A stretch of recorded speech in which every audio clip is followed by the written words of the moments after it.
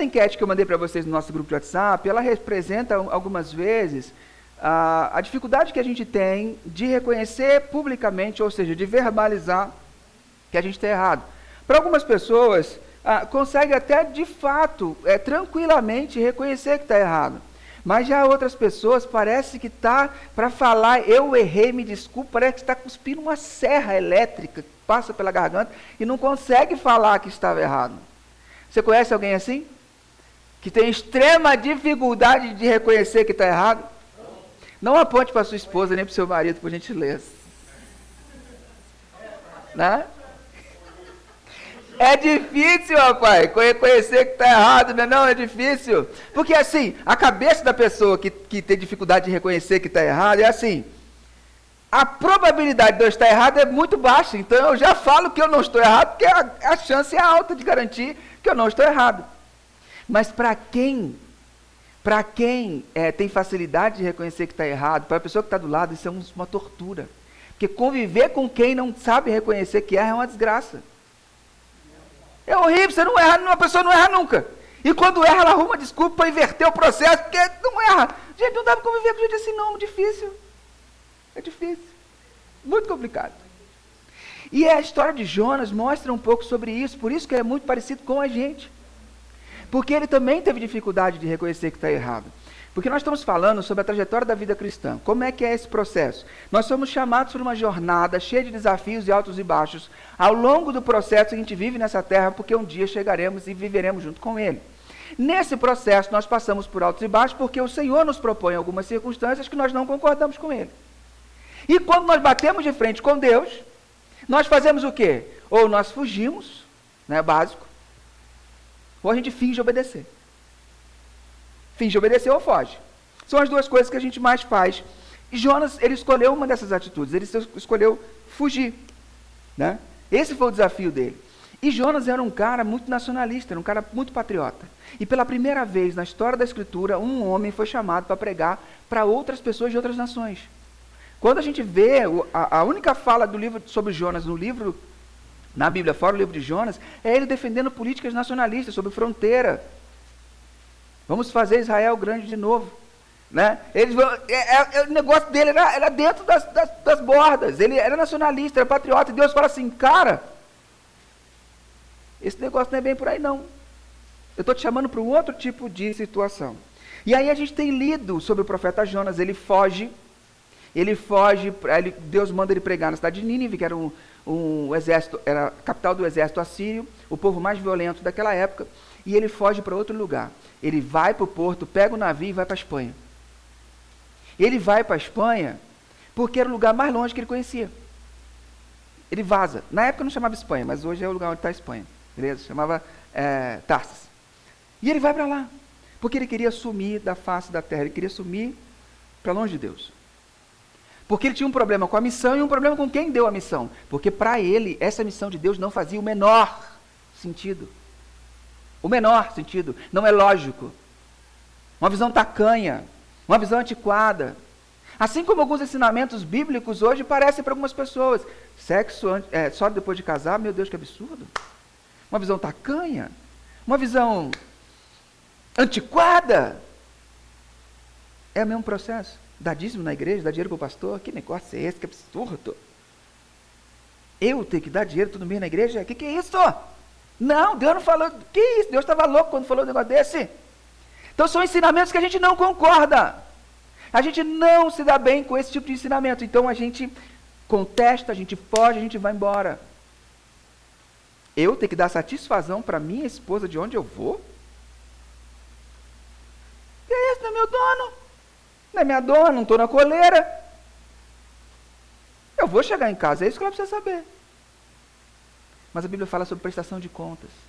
A Bíblia fala que quando você casa, o seu corpo não é mais seu corpo é do outro. Quando você casa, a vida não é mais sua, mas a vida passa a ser a dois.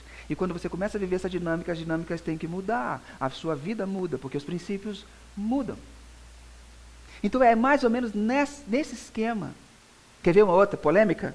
Eu juntar finanças com meu marido, com a minha esposa? Tá louco. Por nada. São coisas que a gente fala assim, meu Deus, mas quando Deus falou assim, vai unir, vai se tornar uma só carne, não é um negócio só? Você consegue dividir, olha pô a pecinha, que a gente vai fazer na casa do Léo, uma pecinha de picanha. Você até consegue dividir a gordura da picanha, se você tiver coragem de fazer isso, você consegue dividir. Mas separa a picanha da picanha. Separa a picanha da picanha. Você não consegue separar a picanha, mas precisa fazer um corte, vai estragar a peça, não vão ficar muito bravos com você. Porque não tem como separar a picanha da picanha. Então, quando você casa e se torna uma só carne, aí você quer tudo junto, mas a finança é separada. Tudo junto, mas financeiro é outra coisa. Aí é separado. Então você casa com uma cláusula dizendo que essa parte da minha vida não casou. Essa parte da minha vida é outra. São coisas que a gente lida no dia a dia. E eu não condeno você que tem finanças separado, os outros pecados eu condeno. Mas esse não, porque assim, eu entendo que tem gente que aprendeu a viver bem com finanças separadas, está tudo certo. Só que existe um problema estrutural que uma hora vai estourar. Mas está tudo certo, é o seu jeito de viver, ok. Beleza? Mas eu estou dizendo sobre problemas que a gente vive no dia a dia nosso e que são muito parecidos com Jonas. E ele não concordou com essa ideia, fugiu, pegou um navio e foi embora. Chegou lá, a desobediência traz consigo uma tempestade. A tempestade veio sobre ele e ele ficou bolado. Ele falou que é por minha culpa, eu vou dormir.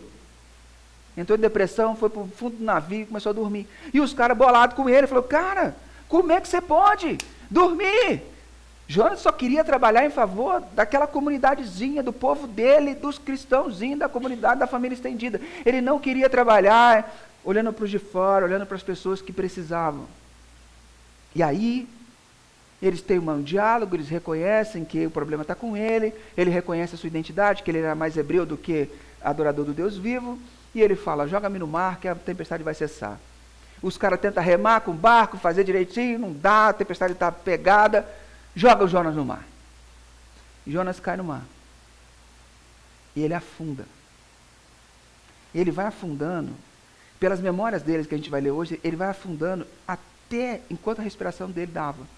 Ele vai afundando. Ele não faz força para poder ficar boiando, ele não faz força para nadar. Ele só afunda. E quando ele chega no fundo do que ele podia, quando ele ia morrer, Deus manda um peixe, vem e come Jonas. Só que o peixe era diferente. O peixe come Jonas, mas não mata Jonas.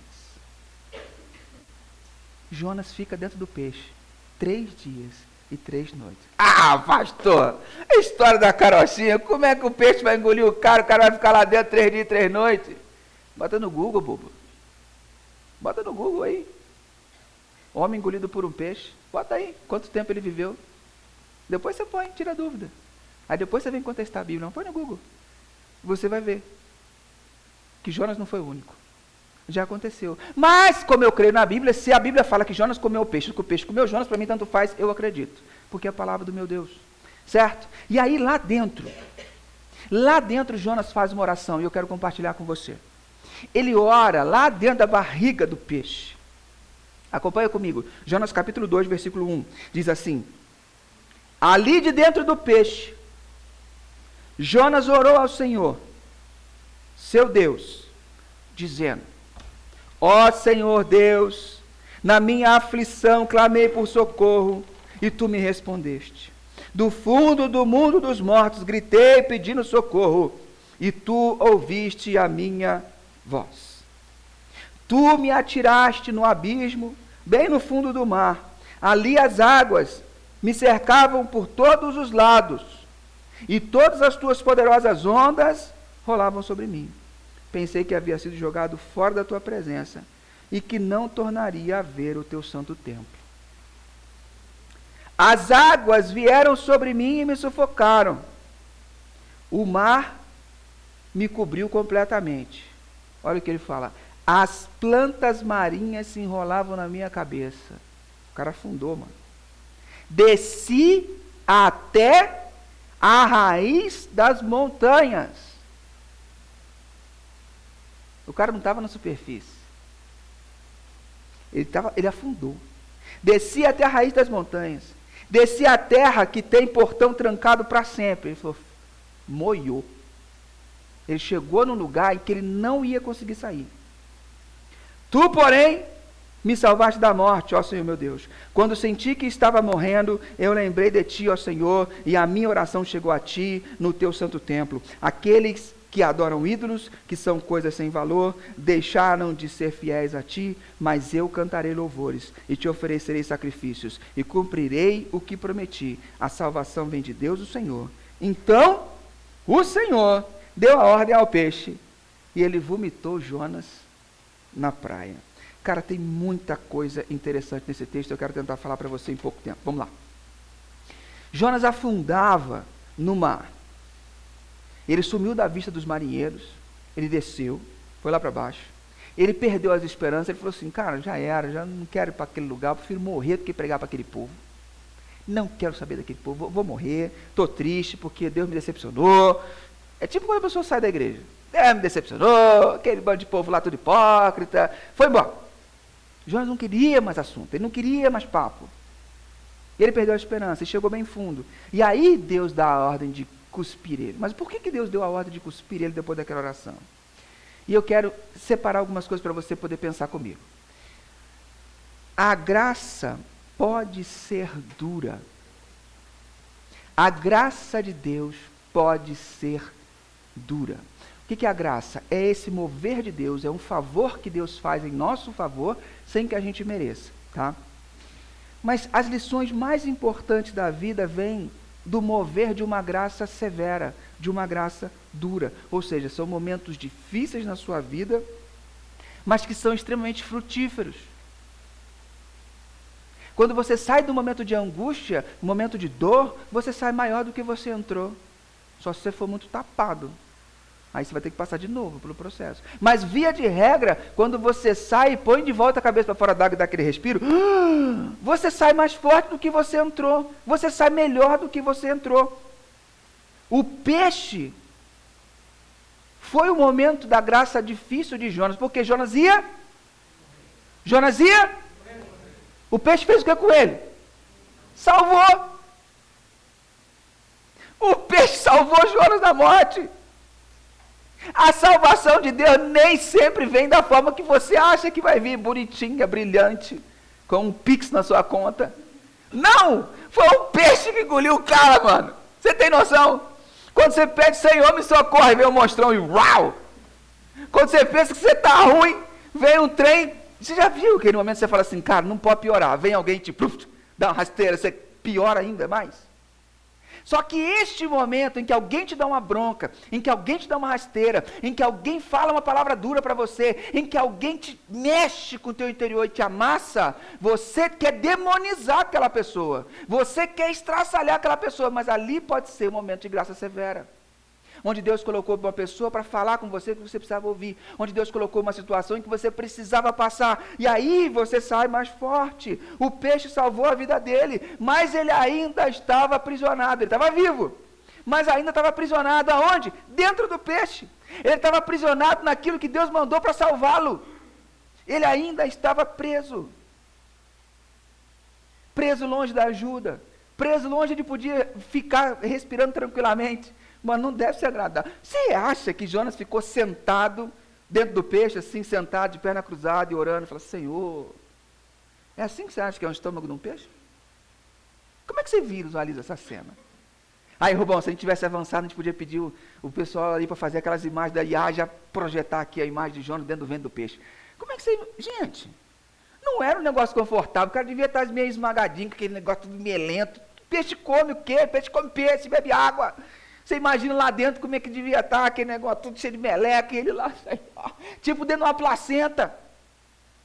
Era assim que era o processo. Por muitos anos eu achei que ele, tipo desenho, que o estômago era um negócio amplo, parecia uma caverna, e que ele sentava lá e tal. E eu pensava que era assim, Pinóquio, né? Então, mas não era, ele estava dentro do estômago do peixe. E aí, pensa comigo, a minha sogra falou isso comigo semana passada. Aí eu fui estudar, porque tinha um negocinho que não batia, eu fui estudar, e tinha um autor muito famoso que falava a mesma coisa que ela falou. A desobediência de Jonas levou ele à decadência. A decadência de Jonas foi por causa da desobediência. Ele desce para Jope, depois de Jope ele desce para o fundo do navio, e do fundo do navio ele desce para o fundo do mar. Só dá ruim. Desobediência dá ruim. A vida dele só desce porque havia uma falha de caráter em Jonas. E ele só poderia perceber essa falha de caráter através do completo fracasso. Quando ele chegasse no fundo do poço, quando ele não tivesse mais saída, quando tudo parecia que o céu estava de bronze, aí ele ia poder enxergar a falha de caráter, a prepotência que estava na vida dele. Só aí poderia ser alterado. Só aí ele poderia, uma linguagem que a gente usa chamada de quebrantamento. Só aí haveria espaço para ser trabalhado. E às vezes a gente precisa chegar no fundo do poço para acabar com essa prepotência. Às vezes só nessas situações que nós passamos a ter foco. Às vezes a gente se dá mal porque a gente fica trocando as coisas, mete foco em tudo quanto é coisa, faz um monte de coisa, mas quando a gente vai passando por um aperto, Jonas só conseguia focar numa coisa, relação dele com Deus, só, não tinha outra coisa. E às vezes os apertos são nesses momentos que a gente só consegue pensar numa coisa só, ter foco e raciocinar a partir daquilo ali. Eu não sei você, mas é comum as pessoas na Bíblia e na história se construírem sobre suas falhas. Se você é daquelas pessoas que adora botar sua falha para debaixo do tapete, eu tenho uma notícia muito ruim para você. As suas falhas são a base daquilo que você é. E você pode construir a partir das suas falhas. Jacó não estava pronto até ser forçado a fugir e ter que encarar a vida sair da vida de playboy da mamãe, que levava todinho para ele na cama, era o filho preferido da mamãe, aí ele vai ter que passar para o deserto, passa fome, chega lá, vai trabalhar, aí ele constrói a fortuna dele. Você vê vários homens, Abraão não estava pronto para ser quem devia ser, quando Deus o chama. Moisés, Abraão mentiu, disse que a esposa era a irmã dele, ela traiu maldição para a vida do cara. Aí o filho de Abraão faz a mesma coisa e o neto quase faz o mesmo. O negócio vai passando de família para família. Ninguém estava pronto, eles constroem a partir das suas falhas. Todos os grandes líderes da Bíblia construíram sobre o fracasso e o sofrimento. E o Tim Keller tem uma frase muito, muito legal para a gente. Apenas quando você chega ao fundo, quando tudo desmorona, quando todos os seus sistemas e recursos são quebrados e esgotados, que está finalmente aberto a aprender e a depender de Deus completamente. Traduzindo, você nunca perceberá que Jesus é tudo o que você precisa até que Ele seja tudo o que você tem. Você nunca perceberá que Jesus é tudo o que você precisa até que Ele seja tudo o que você tem. Estamos juntos até aí? Então eu quero te apresentar alguns aspectos da graça. 3 pontinhos aqui da graça de Deus para as nossas vidas, que é o que aconteceu com Jonas também. Acompanha comigo. A primeira coisa, e essas imagens que eu vou colocar aqui são bem simbólicas, viu? Presta atenção. Nada é por acaso, aleluia. A graça não é desnecessária. A graça de Deus não é desnecessária. Jonas, no versículo 3, ele fala, tu me atiraste no abismo. Por que a graça não é desnecessária? Porque nós vivemos na época do triunfo da terapêutica. Não tem mais profissional com maior autoridade do que terapeuta. Tem uma aqui, se alguém precisar. Não tem. Está todo mundo correndo para terapeuta. Vai ficar rico, aleluia. Todo mundo. Amém. Todo mundo correndo para terapeuta. Por quê? Porque a gente precisa. Mas pastor, você é contra o terapeuta? Não, não sou contra. Não sou contra, muito pelo contrário. Só que, numa época que a gente vive do triunfo da terapêutica, o triunfo da terapêutica ensina que o problema disso basicamente, eles dizem que o problema é a nossa falta de autoestima. Que a maioria dos problemas que você vive é porque você vive com vergonha e autoincriminação. Que você sempre vive se condenando. E aí, uma outra coisa que o triunfo da terapêutica ensina é que os padrões morais são construções sociais.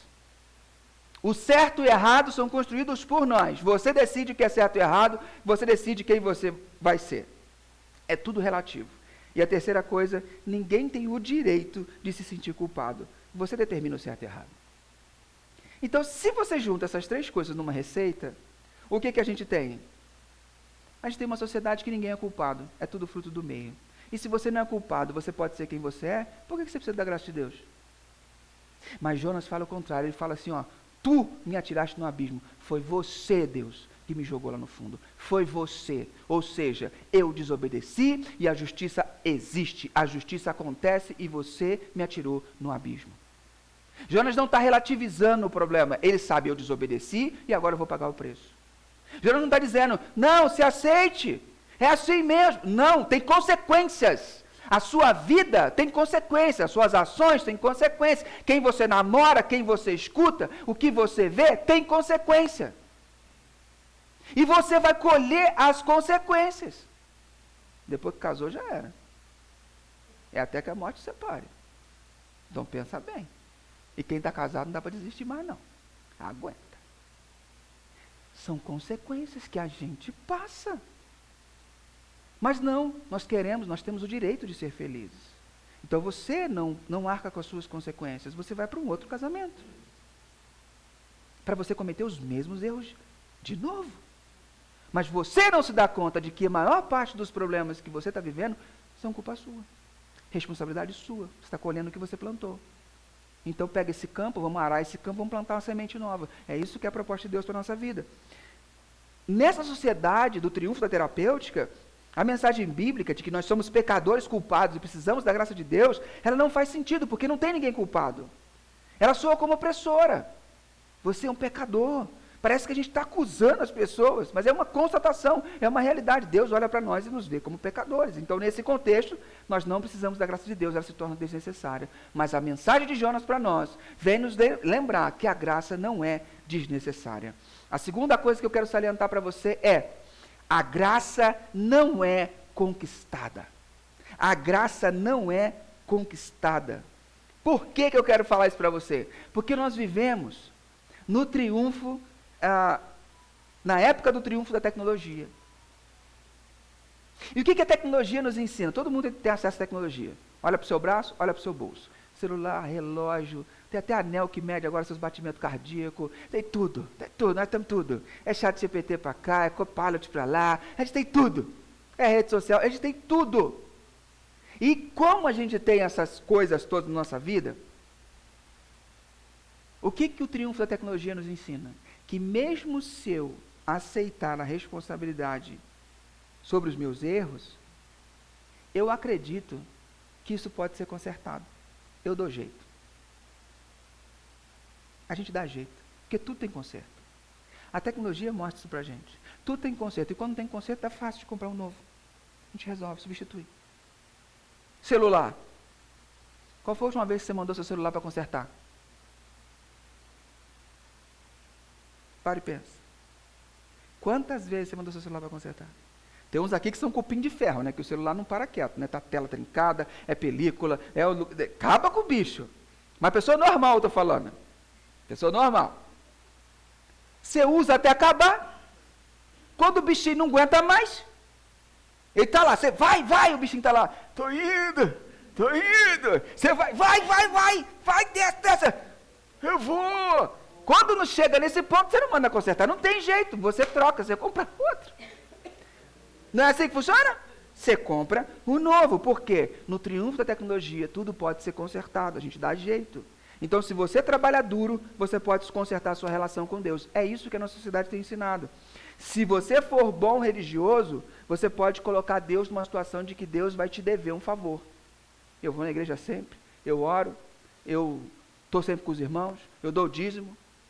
Aí quando você passa uma circunstância, você fala assim, não, Deus vai entrar com solução, porque Deus sabe, né? Somos assim, é nós. Pô, mano, se Deus não me ajudar, vai ajudar quem? Porque eu sou assim com o cara. Tem gente que olha para o pastor e acha que é isso. Acha que a minha oração é melhor do que a sua. Tem gente que tem essa ilusão. E pede para o pastor, eu oro.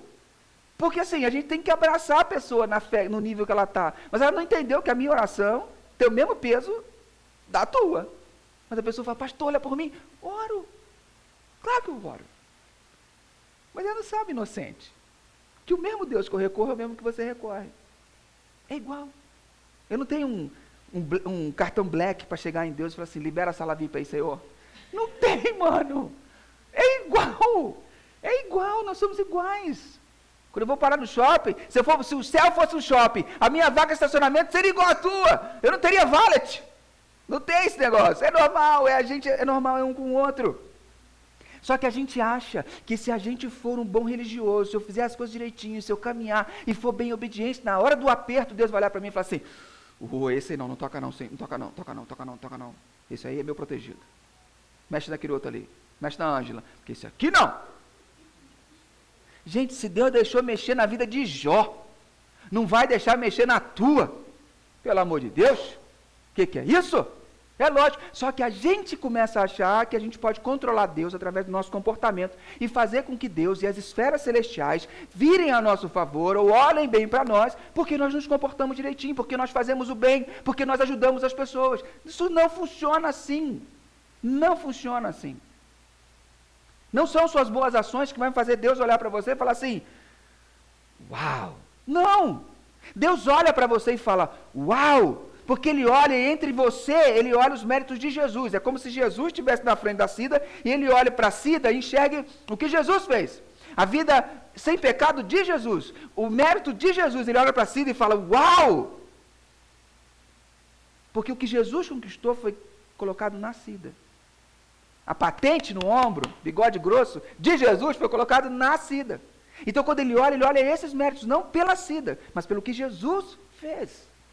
Então nada do que você faça vai fazer Deus te amar mais. E nada do que você faça vai fazer Deus te amar. Deus te ama. Essa é a realidade. Então eu não posso controlar.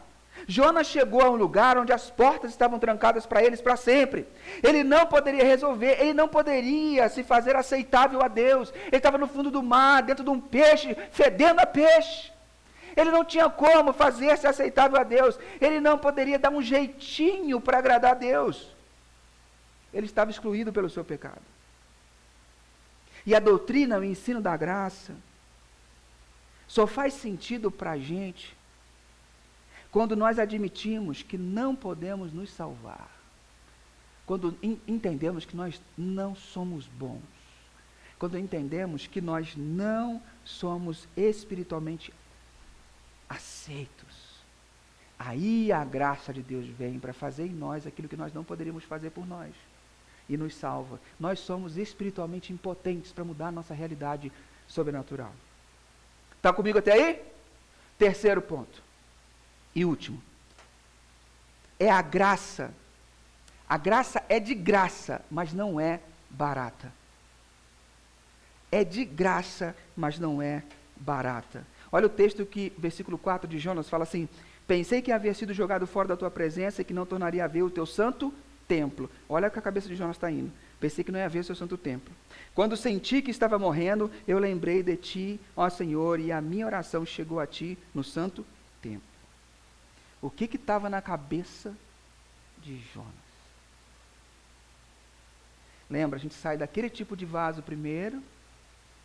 O processo da graça é Deus nos reconstruindo até que a gente chega nesse tipo aqui. Ó. Esse é o processo de Deus na nossa vida.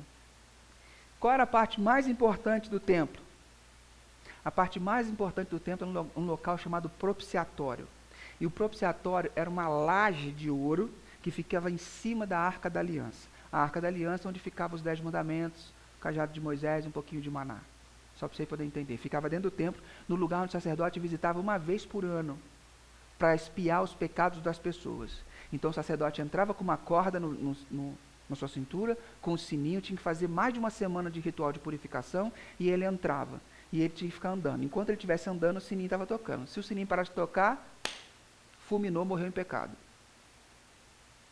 Então ele tinha que andar lá. E lá, quando ele entrava lá dentro, o sumo sacerdote, ele pegava o sangue do sacrifício e pegava um raminho, tipo... era um raminho de ervas que está descrito na Bíblia. Ele pegava aquele sangue e ele aspergia em cima daquela laje do altar, num dia especial chamado dia da expiação. E ele aspergia o sangue do sacrifício. Esse ato protegia todo o povo da condenação eterna.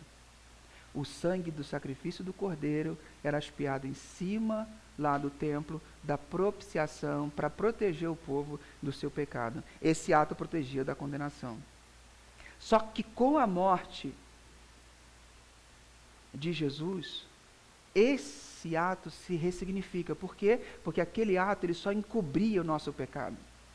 Mas com Jesus, o ato de Jesus limpa e retira, não só encobre, mas tira o nosso pecado. Naquela época, Jonas pensava no templo, porque ele não conseguia imaginar uma realidade que a gente consegue imaginar, que é o templo vivo que desceu do céu e andou entre nós, Jesus Cristo. Ele não conseguia ter a visão que nós, olhando para trás, temos hoje. Aquele ato lá no propiciatório apontava para Jesus na cruz, o ato que seria definitivo. Lembra o que João fala? Eis o Cordeiro de Deus que tira o pecado do mundo. Não é que encobre o pecado do mundo, ele tira de uma vez por todas. Depois dele não precisaria mais haver nenhum tipo de sacrifício. Nós merecemos a condenação. Não podemos fazer nada para nos salvar. É Deus que nos salva. Apesar de nosso pecado, há um custo infinito, a vida do seu Filho. Alguns de nós pensam que não precisam da graça, porque têm uma visão altiva sobre si e acham que são bons. A esses a salvação não pode chegar. Não tem como chegar. Já aqueles que se veem miseráveis, confessam seus pecados e são como Jonas. Olha o que diz o versículo 8 do livro de Jonas, capítulo 2. Olha só, aqueles que adoram ídolos, que são como coisas sem valor, deixaram de ser fiéis a ti. Mas eu cantarei louvores a ti e te oferecerei sacrifício. Aonde? Onde ele estava quando ele estava cantando isso, quando ele estava orando isso aqui?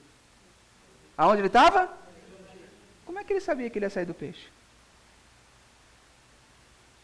Como é que ele sabia que ele ia sair do peixe? Ele sabia que ia sair do peixe, porque ele conhecia a Deus.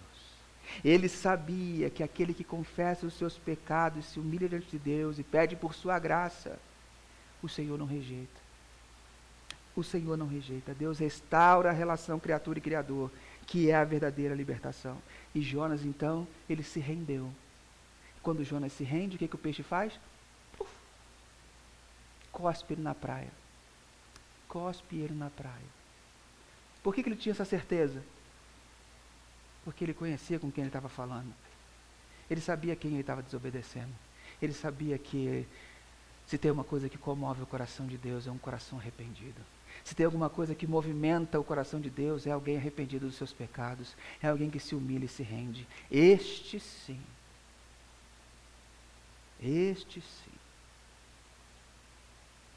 O coração de Deus não pode resistir. Tem uma música, que eu não vou colocar aqui por causa do tempo, mas eu queria ler a letra para você.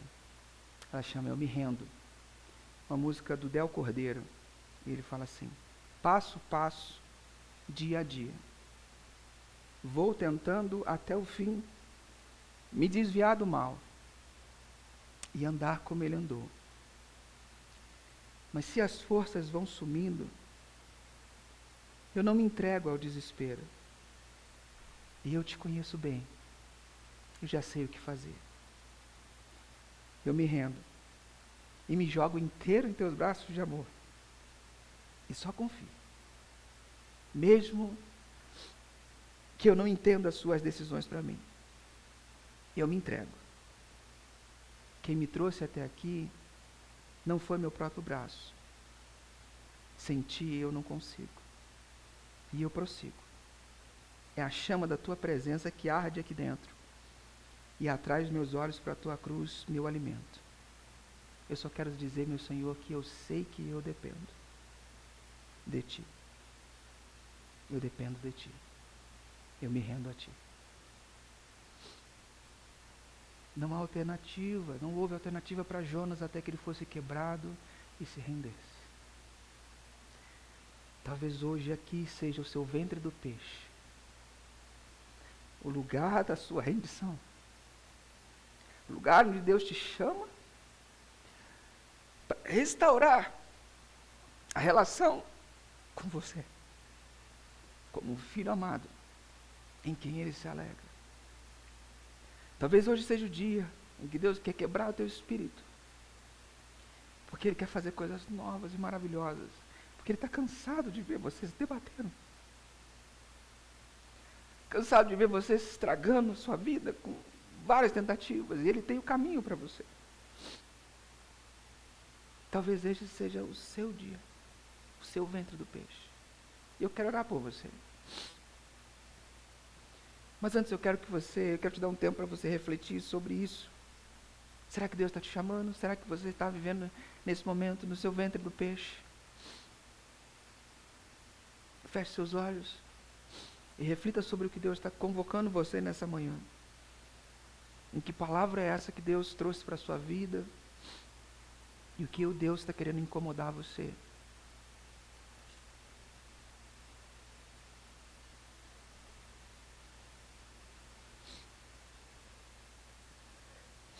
Esses momentos são momentos especiais, são momentos únicos. Momentos em que Deus prepara e abre o céu e visita a gente. Por isso eu quero fazer uma oração bem específica. Eu quero orar por você, que talvez tenha que se render, que talvez foi desafiado por Deus, que está no ventre do peixe, que precisa abrir mão. Você sabe, Deus falou com você. Eu quero convidar você a ficar de pé nessa hora, que eu quero orar por você, especificamente por você. Se você está no ventre do peixe, se é o seu dia de rendição, eu te convido a ficar de pé, que eu quero orar pela sua vida. Agora.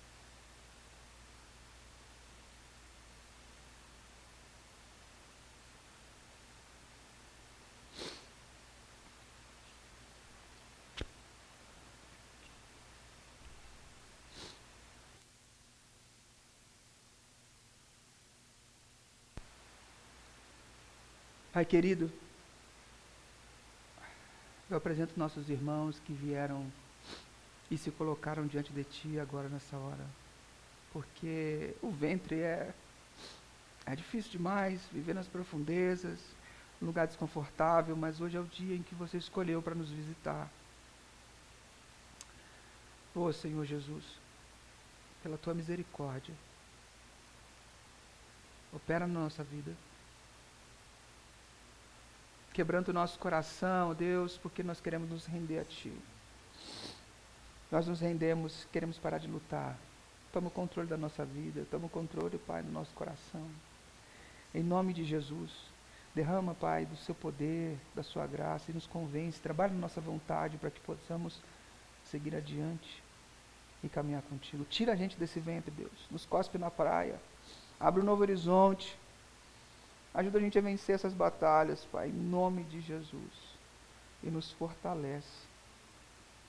Nós nos rendemos a Ti nessa manhã, em nome de Jesus. Amém. Amém, querido. Deus abençoe a sua vida.